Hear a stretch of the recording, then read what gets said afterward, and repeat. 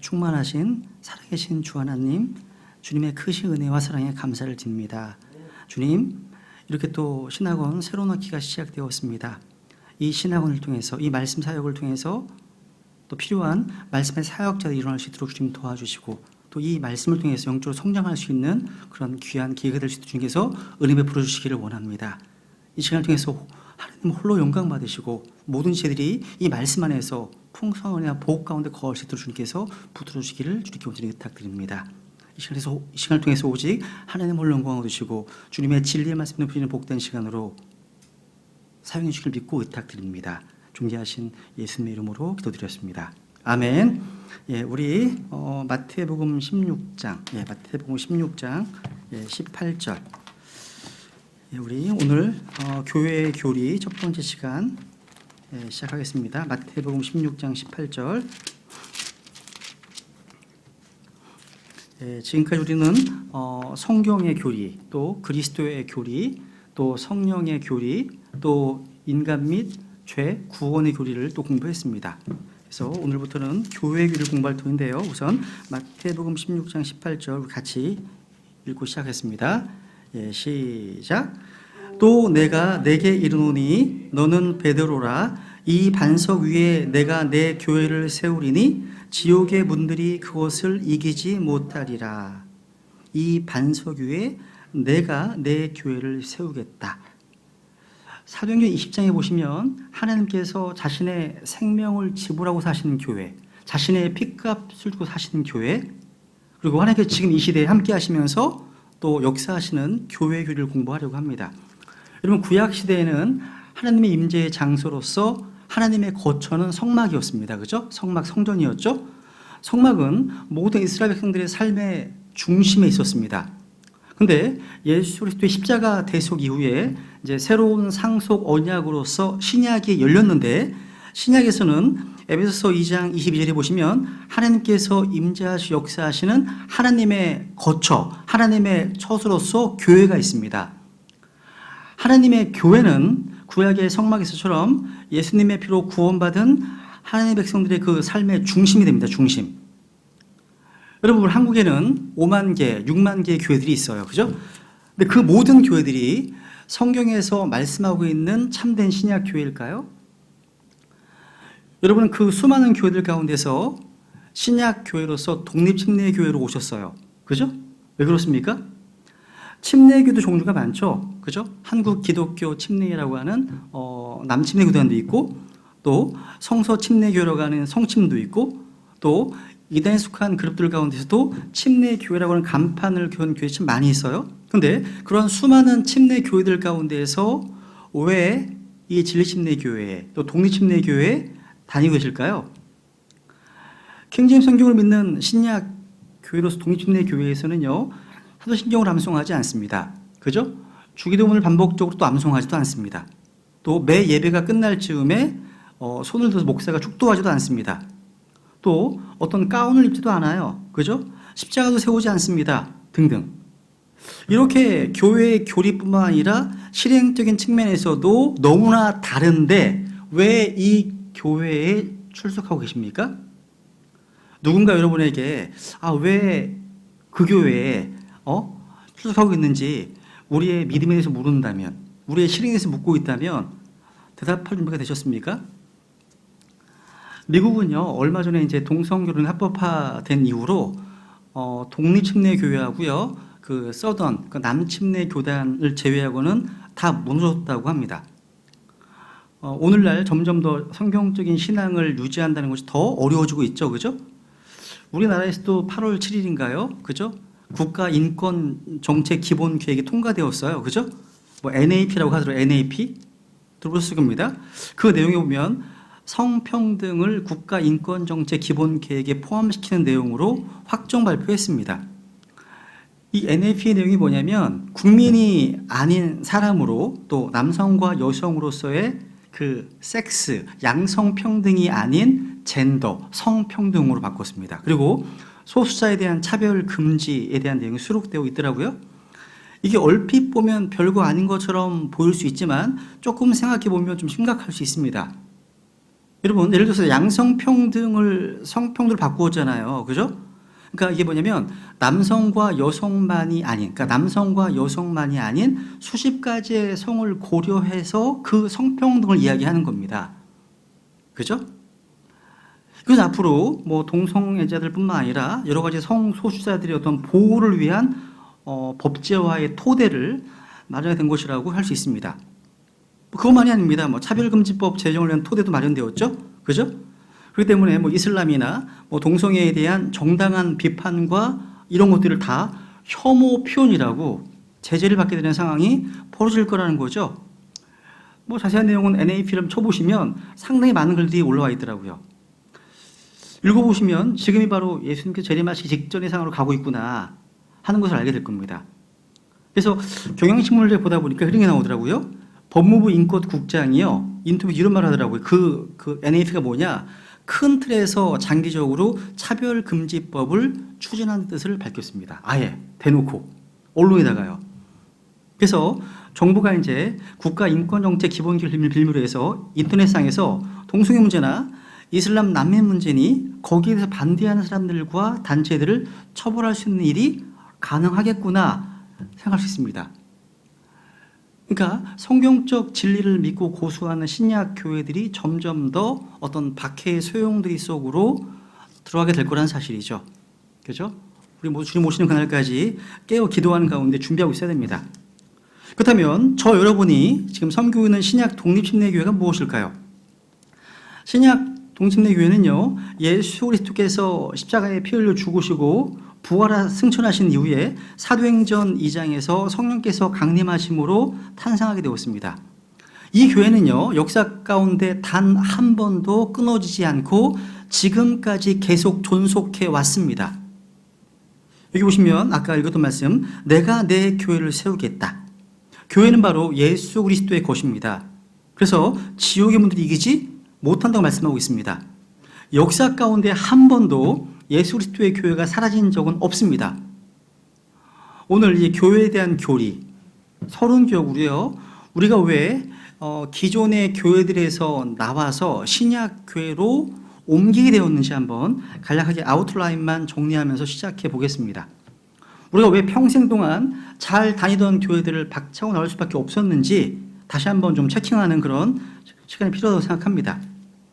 우선 신약교회가 거부하는 것들부터 좀 간략하게만 보겠습니다.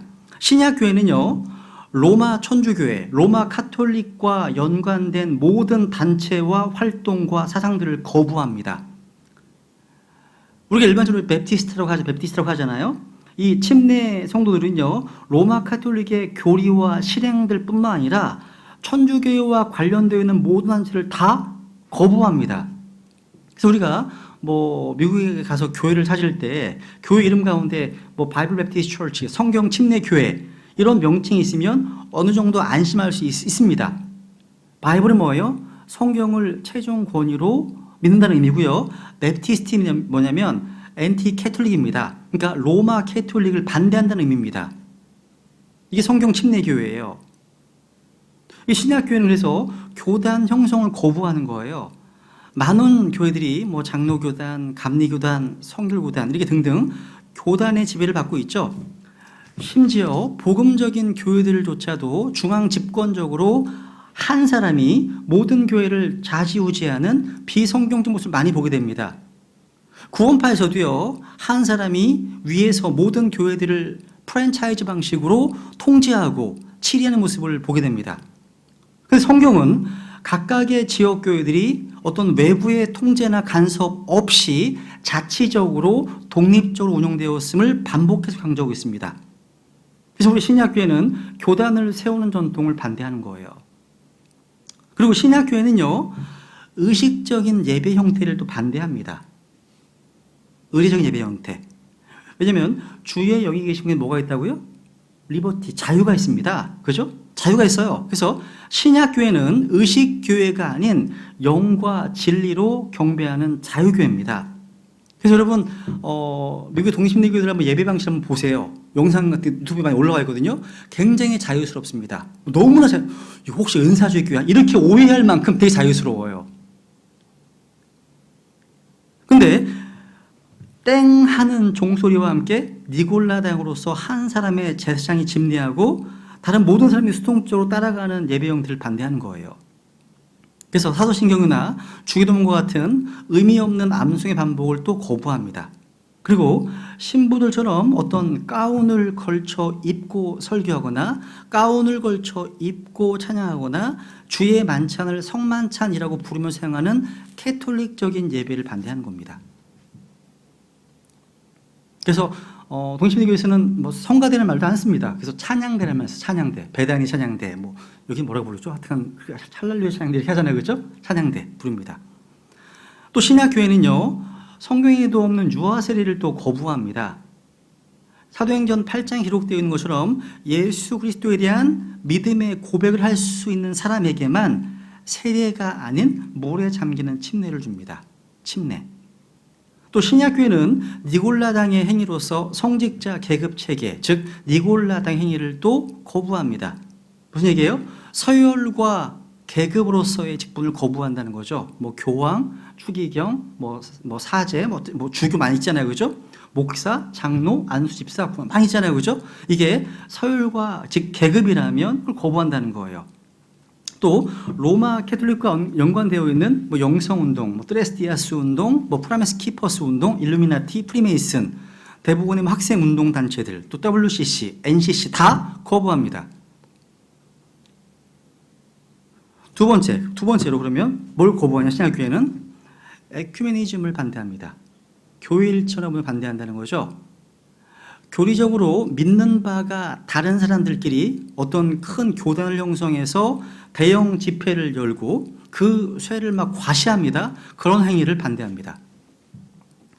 바른 교리와 바른 믿음을 실행하지 못한 이들과 함께 어떤 체육관이나 공설운동장에 함께 모여서 부활절 예배니 무슨 성탄절 예배니 하는 것들을 드리지 않습니다. 당연한 거죠, 그죠? 여러분들, 그죠? 당연한 거죠, 그죠? 이게 근데 일반교회 당연한 게 아니에요. 그냥 하거든요. 또 성경은요, 건전한 교리로서 진리를 타협하면서 성경적 진리를 희생하면서 얻은 연합과 일치가 있다면 그 성경은 배교라고 부릅니다. 배교예요. 여러분, 피스, 평화, 화평보다 진리가 중요합니다. 여러분, 진리를 희생하면서 평화를 유지하는 것보다 진리 때문에 불편한 것이 나은 거예요. 맞죠, 그죠? 그 때문에 하나님의 공의를 전제하지 않는, 즉 하나님의 사랑만을 이야기하면서 교리적인 차이점들을 아주 사소한 것으로, 하찮은 것으로 여기는 연합을 반대하는 겁니다. 여러분, 교리적으로 건전한 성도들, 그러니까 바르게 믿고 실행하는 형제자매들은 억지로 한데 묶으려고 애쓰지 않아도 성령님과 진리 안에서 이미 하나거든요. 하나입니다. 세 번째로 신약교회는요, 오순절 은사운동을 반대합니다. 유대인을 위한 표적으로 주어졌던 일시적인 은사였죠. 방언이나 병고침을 구원받은 산후송된 신약교회의 필요가 가르치지 않습니다. 그래서 신약교회는 뭐 비냐드 운동, 뭐 토론토 축복, 뭐 펜사콜라 웃음 운동, 뭐 임파테이션, 또 신사도 운동 등과 같은 이상한 영에 이끌린 운동들에 참여하지 않습니다. 않는 겁니다. 이게 신약교회예요. 네 번째, 신약교회는요, 구약의 율법을 지키는 것을 보수주의다 이렇게 가르치는 걸 반대합니다. 뭐 성전 개념, 뭐 제단의 개념, 제사장 개념, 또 안식일 개념의 어떤 교회 문화를 반대해요. 그래서 종종 어떤 분들은요, 간증하실 때 그런 얘기 하시잖아요. 자기 예전 다녔던 교회에서는 주일날 일정 거리 이상 되는 거리는 버스를 못 탔답니다. 대중교통 못 했다는 거예요. 또 주일날은 쇼핑도 못 하고 외식도 못 했다는 거예요. 뭐 그런 얘기를 합니다. 그런 게 의외로 많아요. 이게 한국적인 어떤 보수주의 같아요, 이게요. 그걸 반대한다는 거예요. 다섯 번째로 신약교회는요, 기독교 샤머니즘과 또 기복신앙을 반대합니다. 예배는 구판이 아니잖아요. 목사가 용환무당이 아니에요. 그죠? 헌금이 별채가 아닙니다. 그죠? 복채 같은 게 아니에요. 그리고 성령 체험이 뭔가 신내림 받는 강신 체험이 아닙니다. 이상하게 막 비슷하게 막 되어져 가는 겁니다. 여러분, 예수님을 모를 때 전보로 다니던 습관을 그대로 교회에 가지고 들어와서 소위 저 용화다는 권사님이 있대, 저 용화다는 목사님이 있대, 이런 분들 가가지고 뭔가 예언 기도를 받으러 다니는 것들을 배격합니다. 그리고 샤머니즘에 기인한 철저한 물질적 축복과는 배격합니다. 또 그죠? 그리고 여섯 번째로 신약교회는요, 비성경적인 교회 성장 이데올로기를 거부합니다. 그러니까 교인의 수를 늘리기 위해서 인본주의 철학과 방법론을 동원하는 반대합니다. 그래서 여러분 가능하시면 그 옥하는 목사님의 아들 옥성호 형제가 쓴 책들이 있어요. 한번 읽어보시겠습니다. 심리학에 물든 부족한 기독교, 그죠? 마케팅에 물든 부족한 기독교, 엔터테인먼트에 물든 부족한 기독교. 책은 한번 읽어보시면 좋겠습니다. 좋은 책이에요. 그래서 여러분, 성경적인 성장과 부흥을 이루는 데는 그 동기가 선하고 순수할 뿐만 아니라 그걸 이루는 방법도 성경적 이어야 됩니다. 그죠?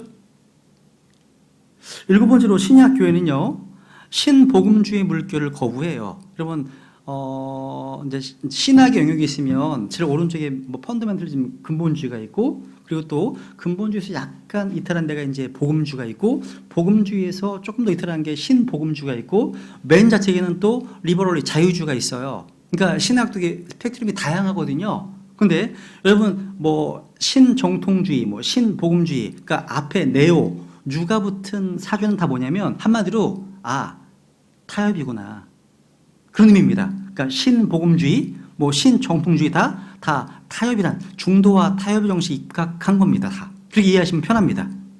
무슨 얘기냐면 신약교회가 하나님께 인정받는 것으로 만족하지 않고 소위 학자라 불리는 사람들과 지성인들과 세상 사람들에게 인정을 받아야 한다는 생각에 기초한 겁니다. 그게요, 신복음주의.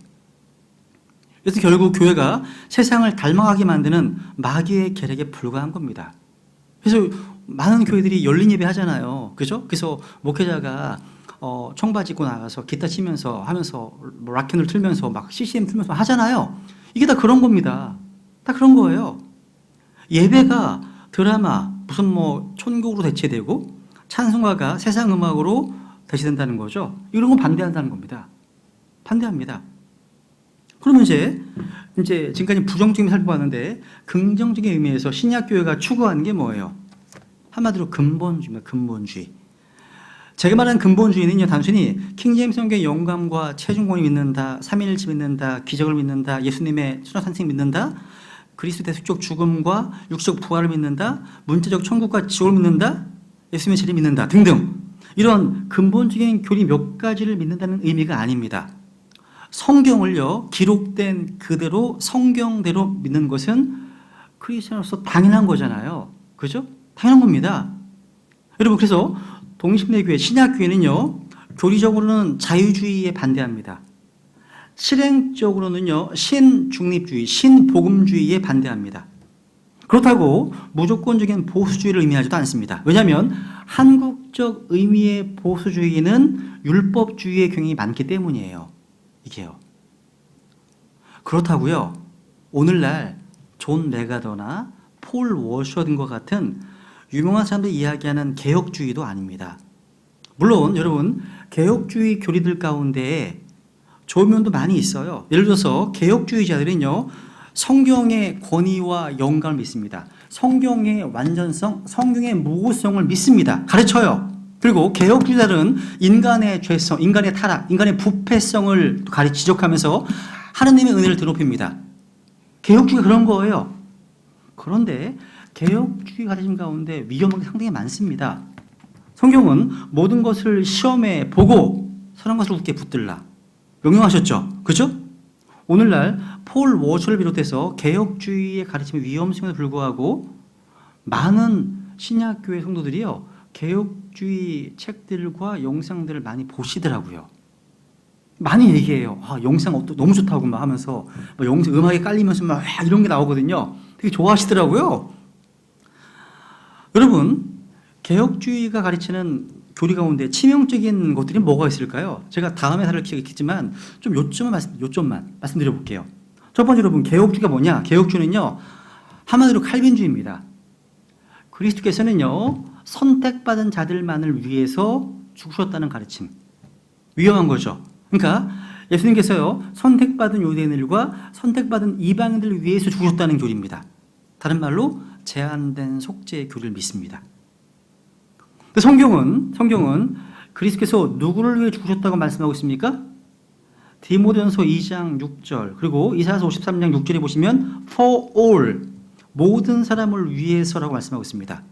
히브리서 2장 9절에 보시면 for every man입니다. 모든 사람을 위해서라고 말씀하고 있습니다.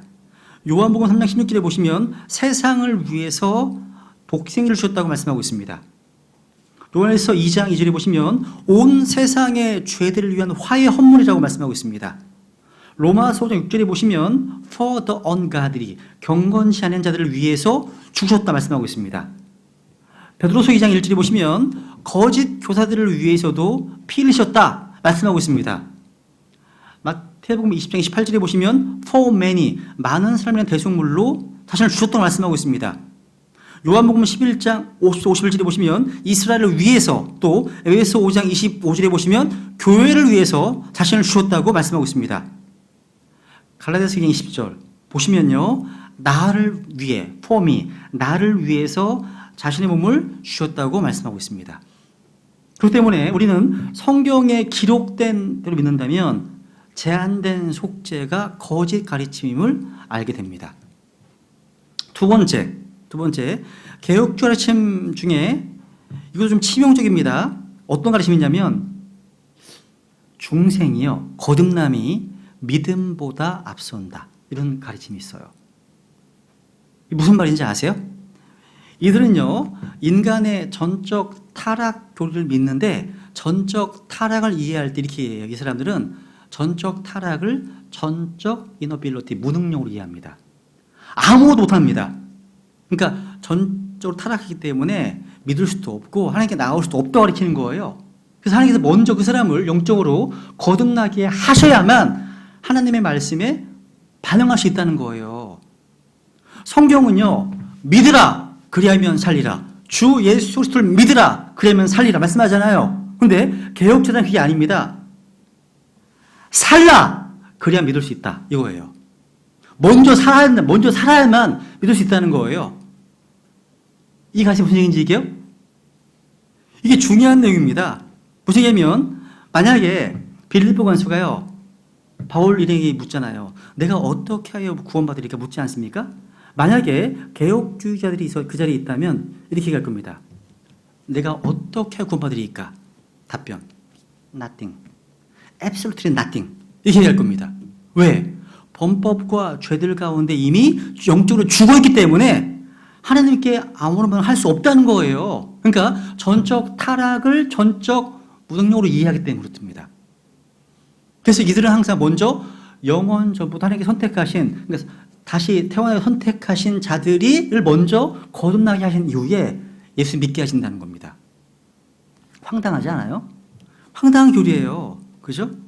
믿으면 살리라가 아니라 먼저 살라 그러면 믿으리라, 이렇게 이해한다는 겁니다. 세 번째, 이런 내용들이 여러분 오늘날 되게 유행하기 때문에 말씀드리는 거예요.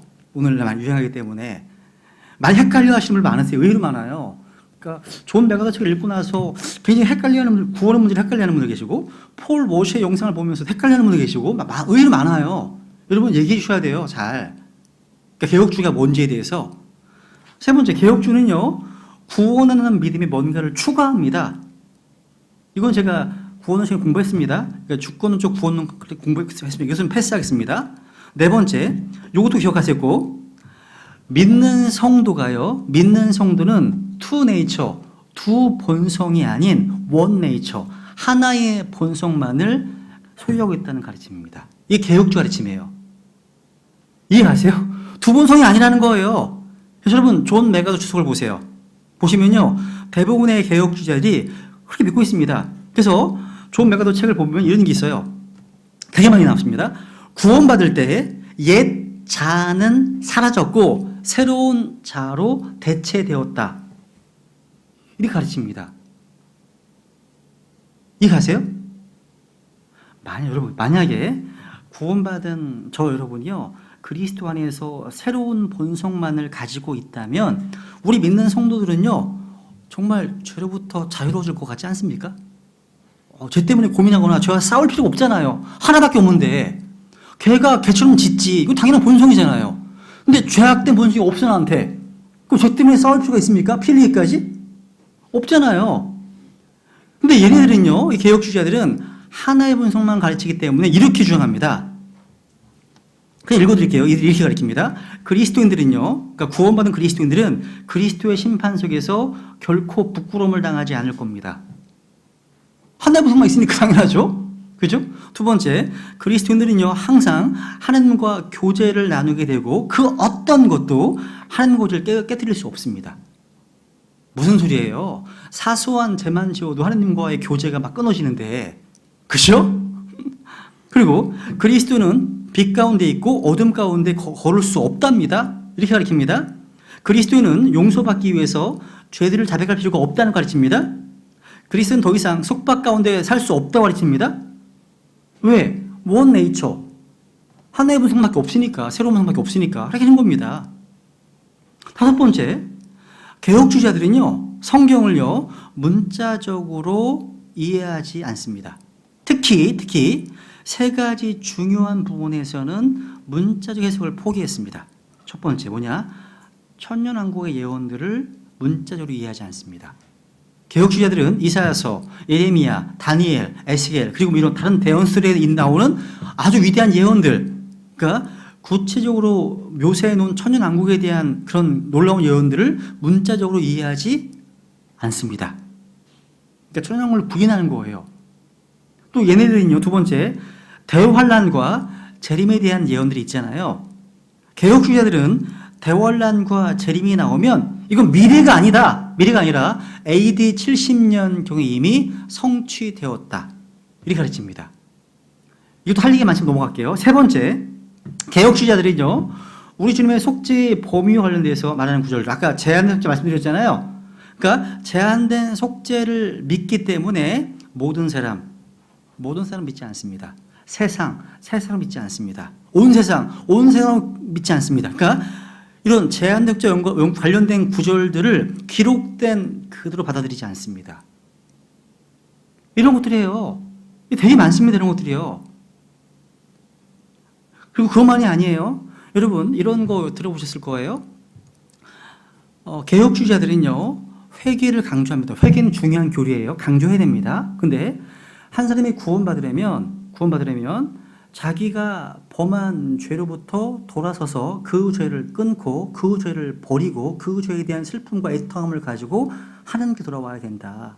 이게 기본이다. 그리고 예수님 믿어야 된다. 이렇게 가르칩니다. 이게 맞습니까? 이게 가능해요, 이게? 아니, 구원받은 우리, 성령님을 모시는 우리조차도 죄와 싸우고 있는데 마귀의 자녀이고 죄의 종으로서 했던 구원받지 못한 사람들에게 너 구원받으려면 이러이러한 것들 다 끊고 와야 돼. 담배 끊고 술 끊고 포르노 끊고 다 끊고 와야 돼. 가능할까요? 이런 거예요. 이게 왜 그러냐면 다 개혁주의는요, 하나님께서 그 사람을 먼저 살려놔야만, 그러니까 중생, 거듭나게 해야만 반응할 수 있기 때문에 그런 거예요. 다 연관되어 있는 거 이게요. 그래서 그러니까 개혁주의는 칼빈주의구나 이렇게 이해하시면 그들이 왜 그렇게 얘기하는지 이해가 됩니다. 그러니까 이들은 구원에 이르는 회개하고요, 구원받은 이후에 어떤 생활의 해결을 그걸 구분하지 못하는 겁니다. 잘 못하는 거예요. 그리고 개혁주의자들은 언약 신약을 이제 받아들입니다. 어렵지 않습니다. 그 일곱 번째로 개혁신약자들은요, 믿는 성도들을요, 율법 아래 두려놓은 위험성이 있어요. 그러니까 개혁신약은 뭐냐? 그리스도인의 삶의 본질을 공격합니다. 그러니까 특히 성화의 가르침에 있어서 믿는 성도들을요, 갈보리 십자가, 그 갈보리 산이 아니라 신의 산으로 보내버립니다. 여러분, 이방인의 교사였던 바울의 초점은 뭐였어요? 항상 십자가였습니다. 한번 찾아볼까요? 갈라디아서 3장 1절.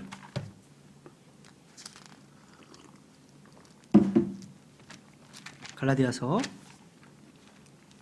3장 1절.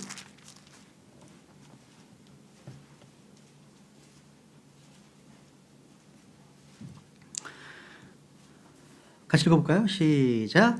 오 어리석도다 갈라디아 사람들아, 예수 그리스도께서 십자가에 못 박히신 것이 너희 가운데서 너희 눈앞에 분명하게 제시되었거늘 누가 너희를 꾀어 너희가 진리에 순종하지 못하게 하더냐.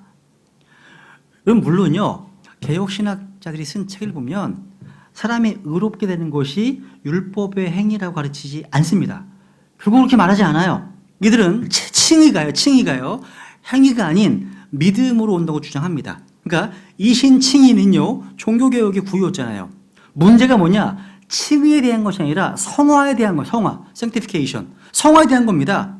그리스도인이 어떻게 살아야 되는지에 대한 주제인데요. 개혁신학자들이 끊임없이 가르치는 바가 뭐예요? 믿는 성도들은요, 삶의 규칙, 삶의 기준으로서 율법 아래에 있다는 거예요. 율법 아래.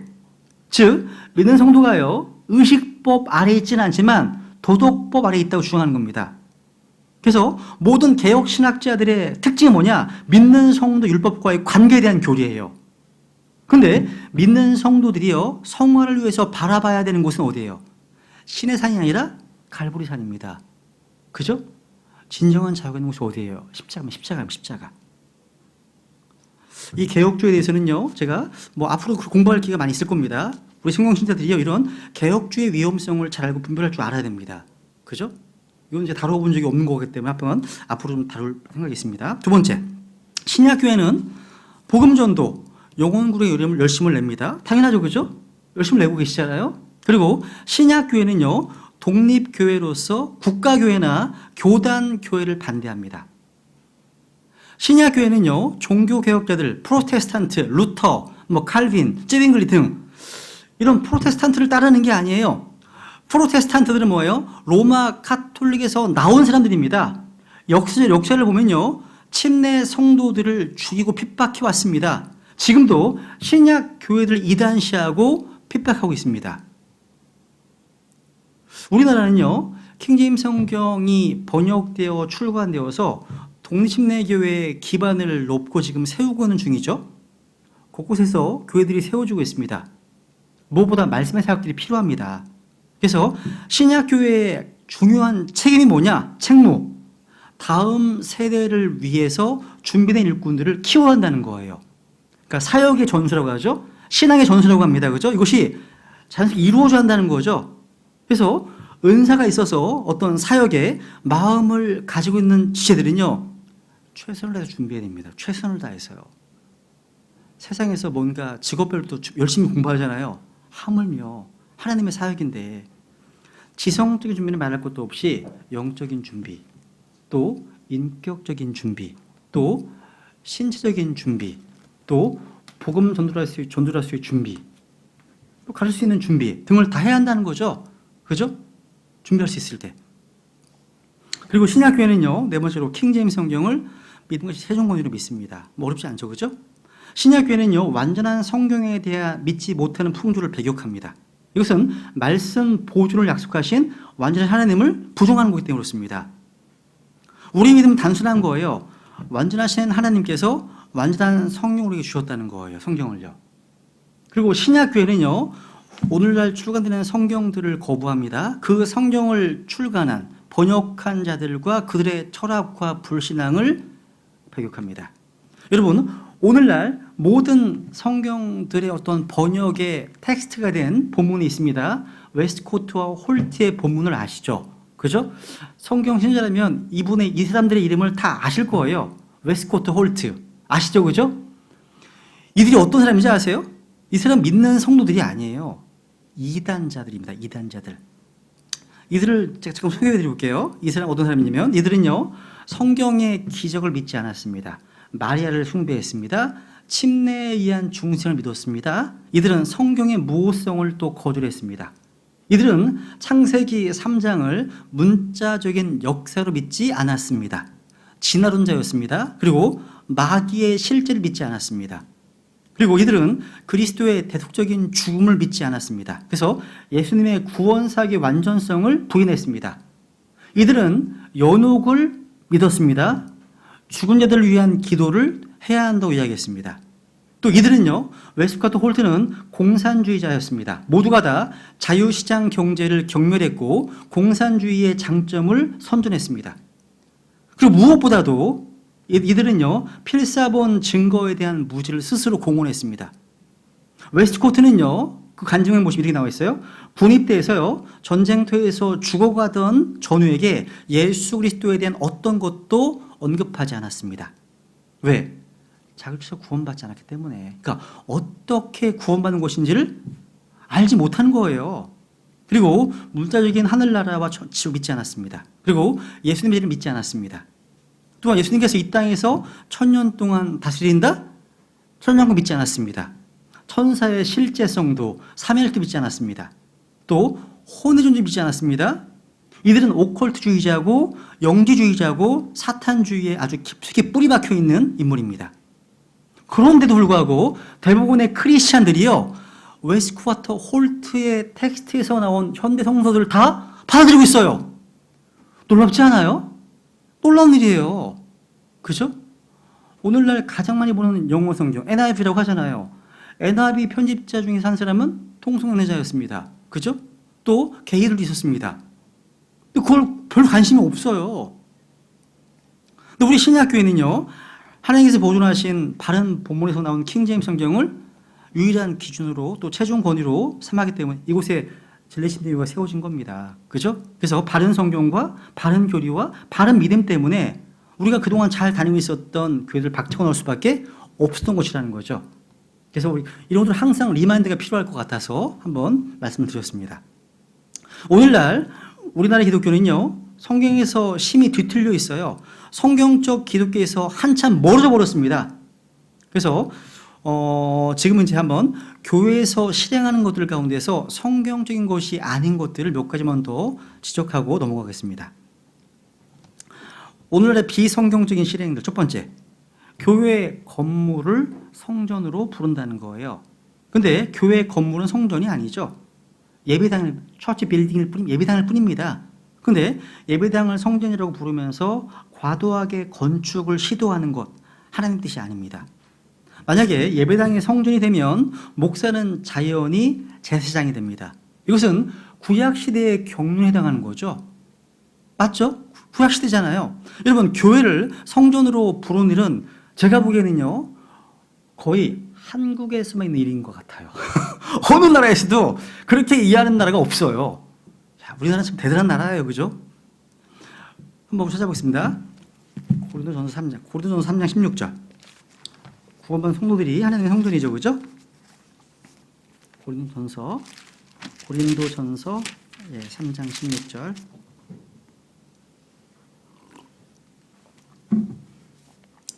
예, 같이 읽겠습니다. 시작. 너희가 하나님의 성전인 것과 하나님의 영께서 너희 안에 거하시는 것을 너희가 알지 못하느냐. 그러면 여러분, 교회라고 하면 대부분의 사람들이요, 건물을 생각합니다. 참 불행한 일이죠. 우리가 모여있는 엘린 빌딩, 이 건물은 교회가 아니에요. 이곳은요, 교회가 모여서 예배를 드리는 건물일 뿐입니다. 그죠? 건물은 교회가 아니죠. 성경은요, 그리스도께서 교회를 사랑하셔서 교회를 위해서 자신을 주셨다고 말씀하고 있습니다. 만약 건물이 교회라면 예수님께서 건물을 위해서 죽으신 것이 되죠. 그죠? 웃긴 얘기죠, 이게요. 근데 주님께서는 건물을 위해 죽으신 게 아니에요. 예수님께서는 바로 여러분, 혼들을 위해서 죽으셨습니다. 그 구원받은 혼들이 모여서 교회를 이루는 거죠. 그죠? 여러분, 교회는 하나님의 겁니다. 그죠? 내 교회 말씀하셨잖아요. 교회는 바로 예수 그리스도의 신부이고 몸이에요. 여러분, 우리가 교회라는 명칭을 쓸 때 우리가 보통 이제 얘기하잖아요. 보이지 않는 교회가 있고 보이는 교회가 있다. 그죠? 그리스도의 몸이 있고 지옥 교회가 있다 얘기하잖아요. 그죠? 근데 이게 좀 조심할 게 있더라고요. 뭐냐면 그리스도의 몸과 로컬 처 지역 교회, 이거 괜찮습니다. 또 그리스도의 신부, 또 지역 교회 괜찮습니다. 그런데 보이지 않는 교회, 인비저블 처치, 아니면 또 유니버설 처치, 보편적인 교회, 이렇게 하면 굉장히 좀 반감을 사는 경우가 있어요. 같은 근본주의 진영 내에서. 왜냐면 근본주의자들은요, 로컬 처치만 인정하는 그런 그룹이 있거든요. 이 사람들에게 있어서 보편적인 교회라는 표현 자체는 로마 캐톨릭적 개념으로 이해하더라고요. 그래서 그런 분들과 교제하실 게 있으면 그냥 그리스도의 몸이라고 표현한다든가 아니면 그리스도의 신부다라고 표현하는 게 좀 괜찮습니다. 교제하시려면. 그래서 이게 보편적인 교회 얘기하면 굉장히 오해를 받습니다. 한번 말씀드리는 거예요. 그죠? 그 신부. 어쨌거나 이 교회는요, 그리스도의 몸이고 하나님의 신부입니다. 성경은 교회에 대해서 기록할 때마다 교회 자체에 초점을 두지 않고 자신의 피로 사신 또 교회를 사신 분에게 포커스를 두고 있습니다. 그러니까 즉 교회의 핵심적인 부분은 뭐냐면 영원한 생명을 받고 그리스도의 몸된 교회 안으로 들어온 사람이 아니라 바로 우리에게 생명을 주신 그리스도십니다. 그리고 우리가 교회에 대해서 공부할 때 어떤 교회에 단 건물, 건축 이런 것도 사람들에게만 어떤 수를 맞출 것이 아니라 그렇게 되면 중요한 진리를 관가하게 된다는 겁니다. 그래서 사람의 수를 맞추지 말고 바로 교회가 바로 주 예수 그리스도의 몸이구나. 예수님의 신부구나. 교회는 주님께서 값을 치르고 사신 것이구나. 그러니까 주님의 소유물이구나. 그래서 교회에서 영광을 받아야 되실 분은 바로 하나님이시라는 거죠. 그죠? 교회가 찬양하고 영광 돌려야 될 분은 주님이지 사람이 아닙니다. 당회장 목사가 아닙니다. 그죠? 이게 중요하다는 거죠. 두 번째로요. 비성경적 실행들이 뭐가 있냐? 목사를요, 제사장으로 인식한다는 거예요. 제사장으로요. 근데 여러분, 신약 성경에 나오는 목사는 결코 하나님과 사람을 연결하는 제사장이 아니죠. 그냥 그 사람은 목사의 직무를 수행하는 자입니다. 성도들 가운데서 부르심 받은 은사를 받은 형제입니다. 형제. 한번 우리 베드로전서 5장을 볼까요? 베드로전서 5장. 베드로전서 5장 1절. 너희 가운데 있는 장로들에게 권면하노니 나 역시 장로여 그리스도의 고난의 증인이요 또한 앞으로 나타날 영광에 참여할지니라. 너희 가운데 있는 하나님의 양떼를 먹이고 감독하되 억지로 하지 말고 자진해서 하며 더러운 이익을 위해 하지 말고 오직 준비된 마음으로 하며 하나님의 백성 상속 백성 위에 주인처럼 군림하지 말고 오직 양떼에게 본이 되라. 그러면 목자께서 나타나실 때 너희가 사라지지 아니하는 영광을 받으리라. 여기 보면요, 1절에 너희 가운데 있는 장로들, 또 2절에 너희 가운데 있는 하나님의 양떼를 먹이라 말씀하고 있죠. 위에 있는 게 아니에요. 3절에서 위에 있는 게 아니에요. 가운데 있는 겁니다. 즉 구원받은 모든 성도들은 다 제사장입니다. 하나님께 직접 나아갈 수 있습니다. 교회에서 목사는 목자로서 말씀을 가르치고 먹이고 성도들을 감독하고 바른 곳으로 인도하는 일을 합니다. 그러니까 목사와 성도는 직무가 다를 뿐이지 어떤 계급으로 상호관계가 아니라는 것. 그죠? 세 번째, 목회자는요 성경을 읽고 말씀 자체를 선포해야 됩니다. 그래서 앞에 디모데후서 4장을 보세요. 디모데후서 4장. 디모데후서 4장 1절 2절. 디모데후서 4장 1절 2절. 그러므로 내가 하나님 앞과 주 예수 그리스도 앞에서 곧 친히 나타나실 때 자신의 왕국에서 산자와 죽은 자를 심판하실 분의 앞에서 내게 명하노니 2절 말씀을 선포하라. 때에 맞든지 맞지 아니하든지 긴급히 하라. 모든 오래 참음과 교리로 책망하고 꾸짖고 권면하라. 말씀을 선포하라. 이 말씀이 뭐예요? 바로 위에 있는 디모데후서 3장 16, 17절 모든 성경 기록입니다. 그렇죠? 그래서 1절에 연결되어 있죠. 그러므로 연결되어 있죠. 모든 성경을 선포하는 거예요. 우리가 또 이걸 어떻게 누굴 선포하냐? 한번 골로새서 1장 보세요. 골로새서 1장. 골로새서 1장 28절 우선 27절부터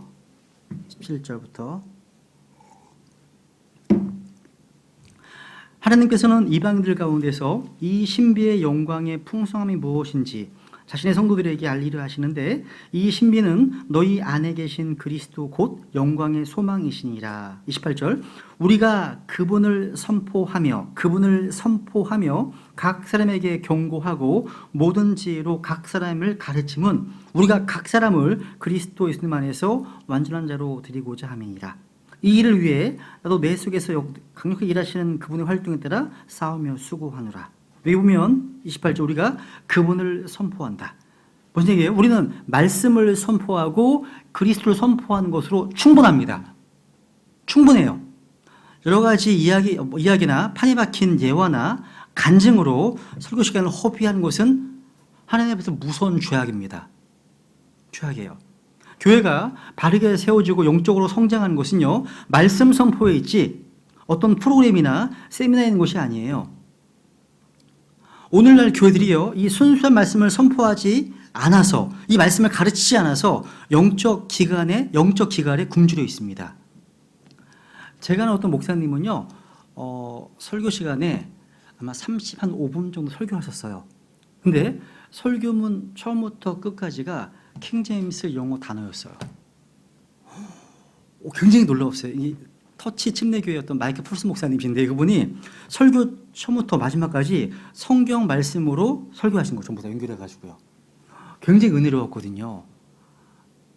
아마 여기서 그렇게 설교를 하면 좀 되게 식상해 하실 것 같아요. 아, 지루하다. 말씀만 지루하다. 근데 이 말씀에 능력이 있습니다. 힘이 있다는 거죠. 그죠? 여러분이요, 교회 수십 년을 다녔는데, 성경 잘 모르겠다. 그러면 그런 교회 다니시면 안 됩니다. 안 돼요. 오랫동안 또 성경을 배우고 공부했다고 하는데, 그 결과가 그 교회 당회장 목사님을 사랑해. 그리고 어떤 사람을 드높이고 있다면, 거기서 나오셔야 됩니다. 나오셔야 돼요. 제대로 성경을 가르치는 교회라면, 성경이 가리키고 있는 예수 그리스도를 더 사랑하고 예수 그리스도를 더 깊이 알게 됩니다. 왜? 성경이 바로 예수님을 증언하고 있기 때문에. 근데 하루에 성경을 5시간 공부했대요. 근데 그 사람이래 하면서 누군가를 추종하는, 이게 잘못 배운 거죠. 잘못 배운 겁니다. 네 번째로 신약교회에는요, 강제성을 띈 11조나 헌금은 없습니다. 여러분, 침례교도로서 가장 중요한 어떤 원칙이 있다면 soul liberty입니다. 영혼의 자유예요. 영혼의 자유. 억지로 강제로 믿게 할 수 없습니다. 그래서 어떤 교회는요, 11조를 내지 않으면 교회 회원이 될 수 없다. 이런 교회 정관을 만들었다는 기사를 본 적이 있습니다. 신약 시대의 헌금은 자발적으로 드리는 감사의 표시예요. 11조든 맥주 감사 헌금이 등, 이건요, 구약 시대에 신정 정치 하에 있던 이스라엘 백성들에게 율법으로 부과된 것이었습니다. 율법입니다. 물론 11조가요, 교회 시대 성도들을 위해서 우리가 얼마나 헌금을 드려야 되는지에 대한 하나의 좋은 기준이 될 수 있습니다. 또한 더글라스 스포 목사님이라는 분이 이렇게 얘기하셨습니다. 동물의 피에 근거한 율법 시대에 11조를 드렸다면 예수님의 피로 세워진 신약 시대의 성도들이 그것보다 더 드리지 못한다면 되겠는가 하는 책망한 설교를 들은 적이 있습니다.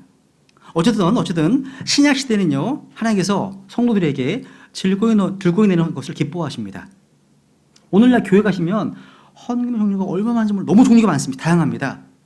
더더욱 헌금을 낸 사람들의 명단과 액수를 밝히는 것, 이거는요, 연약한 성도들을 짓누르는 악한 일입니다. 저희 교회 감리교회를 오랫동안 다니시는 분이 오셨어요. 한 가지 오셨는데 여러 가지 이유로 오셨어요. 근데 이제 그분 하신 말씀 들어보니까 그 감리교회 목사님, 자기 섬기던 목사님이요, 설교를 한 30분 하시는데 30분 가운데 15분은 그날 헌금한 사람들의 액수에 따라서 제일 많이 한 사람부터 시작해서 끝까지 다 축복하는 데 반을 씁니다. 그 설교를 실제 하는 거는 15분 하는데 15분도 성경 한 구절 읽고, 목사님이 여행을 자주 가시나 보더라고요. 해외여행 자주 가시는데 여행 가신 얘기가 반 정도 하고 그러면 별로 없는 거죠. 그래서 제가 대단하시다고, 어떻게 그런 교회가 10년 다니셨냐고, 하긴 그게 옳은 줄 알았대요. 그렇게 배워왔기 때문에 계속해서. 그러니까 교회 문화에 익숙해져 버린 거죠. 그죠? 그리고 이제 다섯 번째, 오늘날요, 많은 교회들이요, 음악의 문제, 세속화된 음악을 사용하고 있습니다. 그죠? 음악, 락 음악, 뭐 CCM 등등. 하나님께서 받으실 수 없는 저질의 세상 음악이 교회에 들어와 있다는 거죠. 가사만 기독교의 형식과 틀을 유지할 뿐 실제 음악 자체는 세상의 유행과 비슷해요. 그래서 여러분 그거 들어보셨어요? 저는 되게 희한하더라고요. 뭐 랩으로 10편, 23편 부르는데 되게 희한했어요. 주는 나의 목자신 하면서 하는데 굉장히 이게 좀 생소하기도 하고 웃기기도 하고 황당하기도 하고 보셨어요? 그런 거요? 특히 밤 늦게 할 때 11시 반 넘어서 할 때 그 극동방송 들으면 그런 게 나오더라고요. 그래서 와 진짜 맛이가 청소년 예배 많더라고요. 청소년 예배할 때. 여러분 그런 음악을 자꾸 들으면요 그 사람의 영과 혼이 마귀에게 사로잡힐 수 있습니다. 한번 에베소 5장 18절 보세요. 여기 에베소 5장 18, 19절 음악도 잠깐 말씀드리고 넘어가죠. 에베소 5장 18, 19절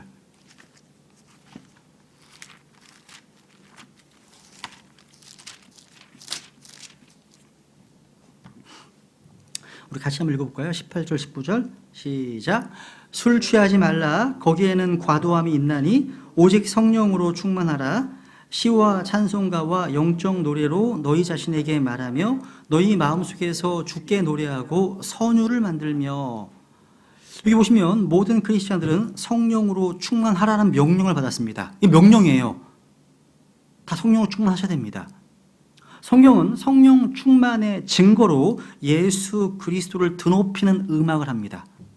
우리가 부르고 듣는 음악은 직접적으로 우리의 영적 상태와 관련되어 있습니다. 성경 보니까 하나님의 음악에는 어떻게 구성되어 있는지를 말씀하고 있는데 보니까 19절에 시가 있고 찬송가가 있고 영적 노래가 있습니다. 시는 뭐냐? 성경의 어떤 부분들을 음악으로 부르는 거예요. 시편은요 유대인들이 찬양으로 사용하는 책이었어요. 독립신대 교회들에서는요 지금도 마찬가지입니다. 성경 말씀을 직접 인용한 노래들을 부르고 있어요. 그죠? 이게 시예요. 찬송가는 뭐 찬송가를요 노웹스터 사전에 보시면 하나님을 찬양하는 노래로 정의하고 있습니다. 그러니까 어떤 찬송가들은 하나님의 어떠하심을 드높이고 있죠. 주님의 신실하심, 예수님의 이름의 권능, 위대하신 하나님, 내주는 강한 성 이런 것들입니다. 좀 높이는 거죠. 어떠하심을 높이는 겁니다. 영적 노래는 뭐냐? 개인적 간증이나 주님께 대한 헌신에 대한 노래들입니다. 이게 하나님의 음악이에요. 그죠? 음악은요 우리의 삶에 있어서 굉장히 중요한 역할을 합니다. 그죠? 여러분 홍해를 건넌 후에요 모세는 승리 노래를 불렀습니다. 이게 처음 등장한 노래, 첫 번째 퍼스트 송입니다. 첫 번째 노래예요. 이게요. 드보라와 바락은요 시스라의 죽음 후에 노래를 불렀어요. 시편 45편에 보시면 혼인식 노래가 나오고요. 또 한나는 아들을 낳은 후에 노래를 했습니다. 마리아도요 그리스도의 출생을 앞두고 노래를 했죠. 물론 역사 가운데 가장 아름다운 노래는 바로 솔로몬의 노래입니다. 솔로몬의 아가서죠. 그죠? 그런데 여러분 하나님의 음악만 있는 게 아니에요. 악한 음악도 있어요. 마귀의 음악도 있다는 거예요. 여러분 에스겔서 28장 13절에 보시면 루시퍼가 타락하기 전에 루시퍼 안에 음악 기구들이 있었습니다. 루시퍼 안에 음악 기구들이 있었다고 말씀하고 있습니다. 그런데 루시퍼가 교만 때문에 타락하게 됩니다. 그 때문에 루시퍼는 자기의 음악을 사용해서 하나님이 아닌 자신을 영화롭게 하고 자신이 사랑했던 죄를 자랑했다는 거죠. 음악은요 그 이후로 루시퍼의 가장 큰 도구로 사용되고 있습니다. 음악이요. 한번 출애굽기 32장 가볼까요? 32장. 모세와 여호수아가요 이제 십계명을 받고 들어왔을 때 이들이 산에서 내려오자 커다란 드럼 소리와 큰 외침 소리를 듣게 되었습니다. 그죠? 여호수아는 전쟁의 소리로 들었잖아요. 그죠? 출애굽기 32장 여기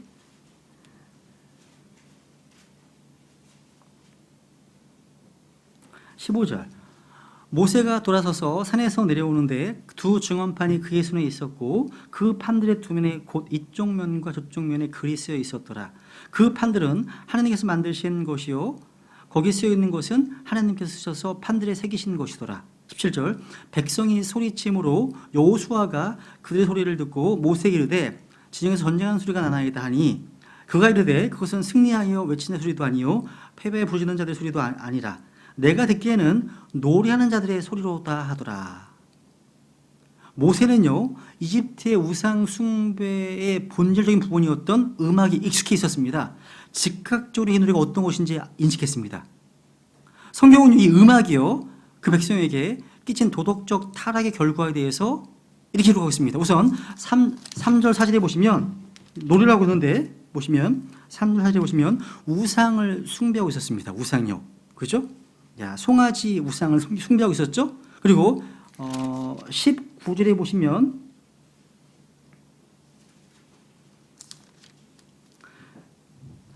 모세 여기 보면 춤을 추고 있습니다. 송아지가 춤추는 것을 보고 춤을 추고 있죠? 여러분 관능적인 춤은 항상 마귀 음악과 연관되어 있습니다. 그리고 25절에 보시면 백성이 벌거벗었더라.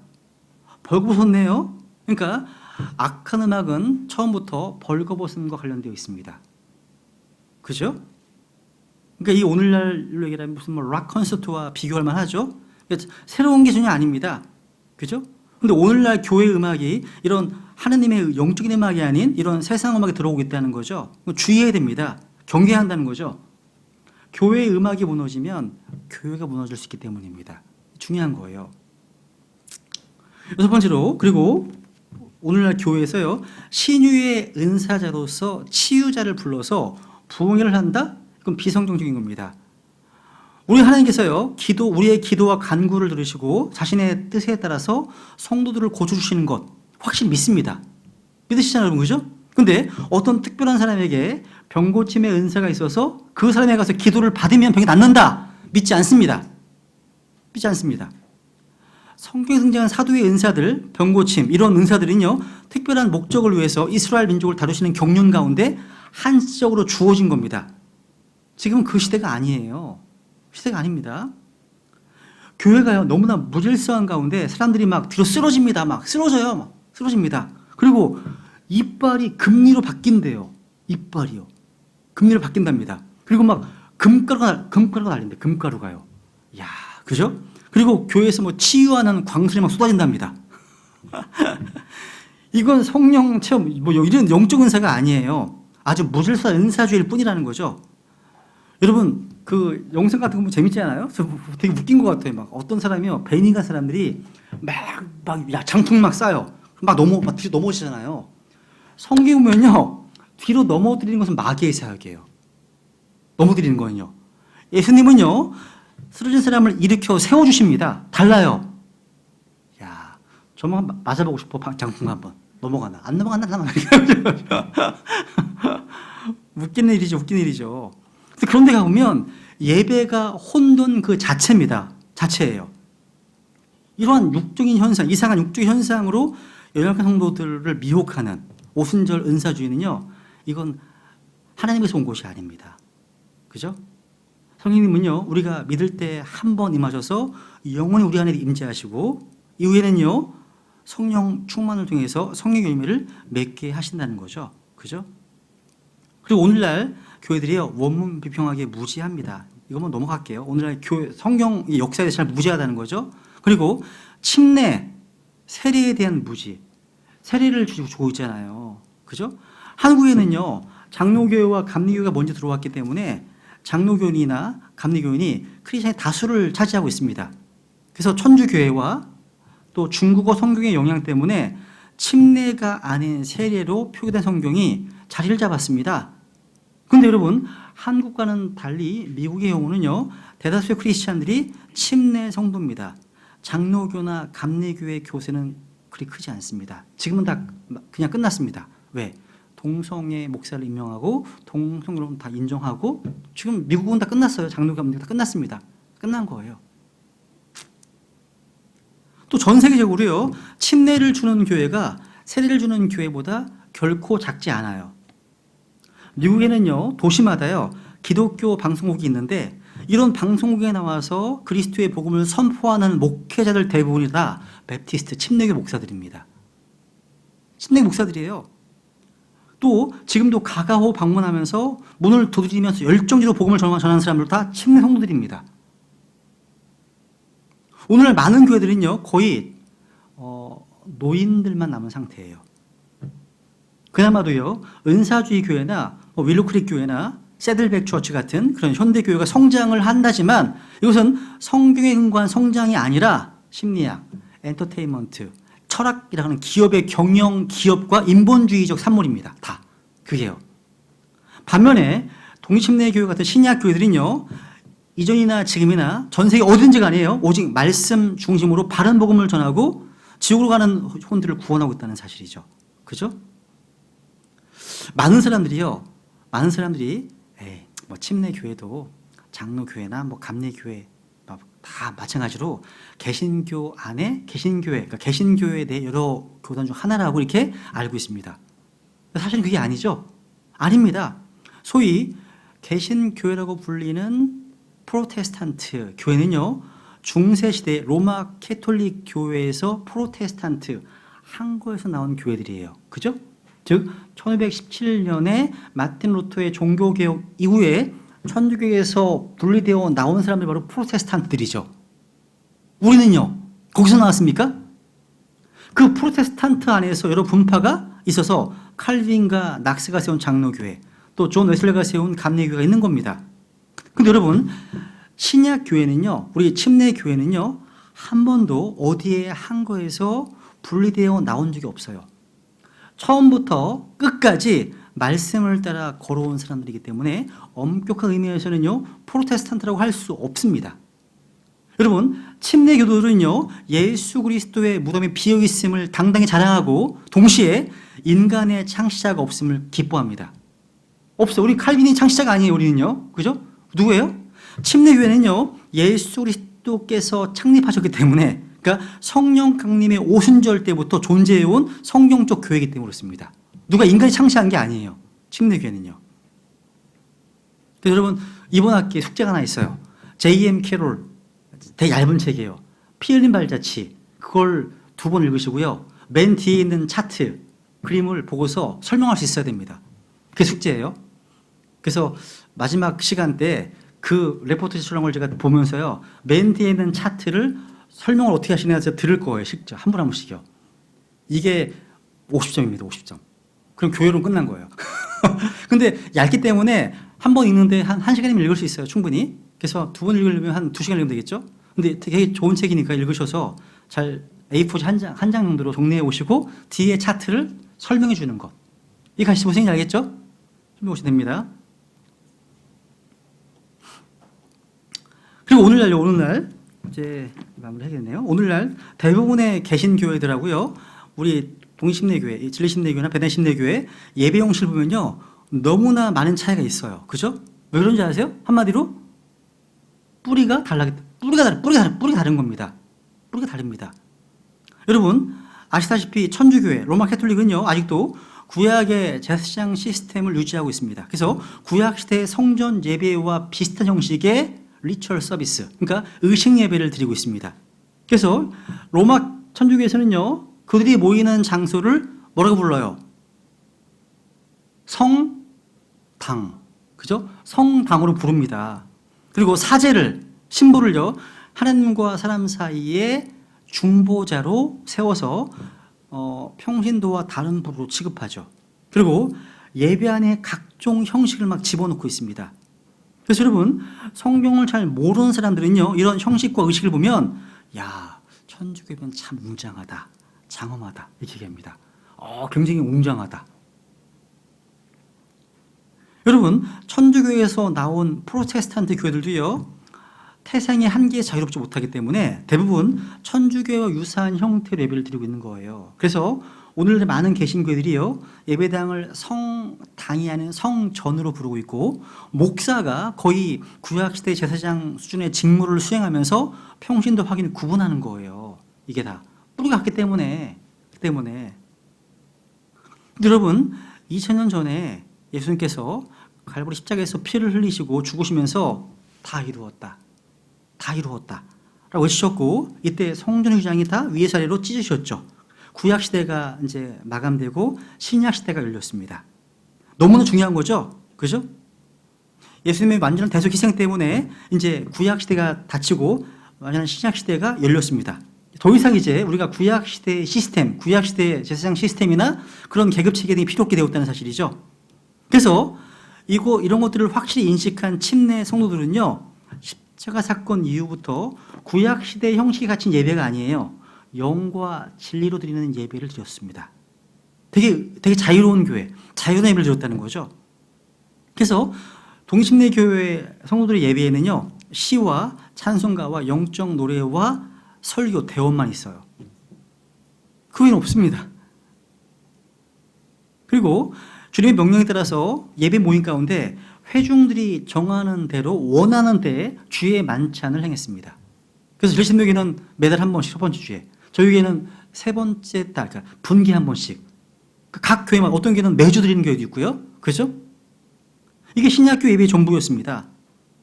그래서 동심내 교회는요, 예배 시간에 주기도문이나 사도신경이나 이런 목사의 축도가 없는 거예요. 뿌리가 다르기 때문에 그렇습니다. 그죠? 통성기도 하시나? 안 하시잖아요. 주여 삼상 하십니까? 안 하시잖아요. 축도 하십니까? 안 하시잖아요, 목사님이요. 그죠? 그래서 이게 라인이 다르구나, 줄이 다르구나 생각하시면 되는 거예요. 줄이 다르구나. 그죠? 근데 오늘날 우리나라에 있는 교회들은요, 주일 예배 때 주기도문 안 해오고 사도신경 암송하지 않고 끝에 목사님이 두 손을 들어서 축복기도 안 해주면 이단시예요. 이단시합니다. 그래서 저희 교회가 있는 데가 이제 동탄에 있는 교회인데요, 10층 건물인데 4층에 교회가 하나 있어요. 장로교회가 참친교교회라는 교회가 하나 있고 10층에 저희가 교회가 있는데 그 참친교교회 목사님이 저희 교회에 종종 올라오셨어요. 수요일 올라오시고 일요일도 올라오셨거든요. 근데 이제 제가 주일날 이제 복음 상담하고 있는 동안에 어떤 목사님이 와 계셨을 때 왜 안 왔는가? 이 책을 그분에 주신 거죠. 선물을 주신 거예요. 그때부터 안 오세요, 우리. 그때부터 안 오세요. 이상한 교회인데 이거. 이해가 가요. 처음부터 너무 좀 그런 걸 줬기 때문에. 그죠? 여러분, 그러니까 기존 교회하고 동심내 교회는 겉모습만 봐더라도 뭔가 서로 다르다는 것을 쉽게 알 수 있습니다. 그죠? 야, 우리 김용희 목사님이 뭐 가운 입고 설교하시나, 가운 입고 근엄하게 여기 무슨 타고서 안 하시잖아요. 그죠? 종 치는 거 없잖아, 종. 야, 땡 이런 거 안 하시잖아요. 그죠?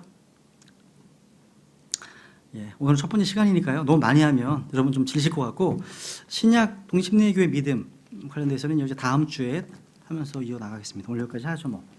네.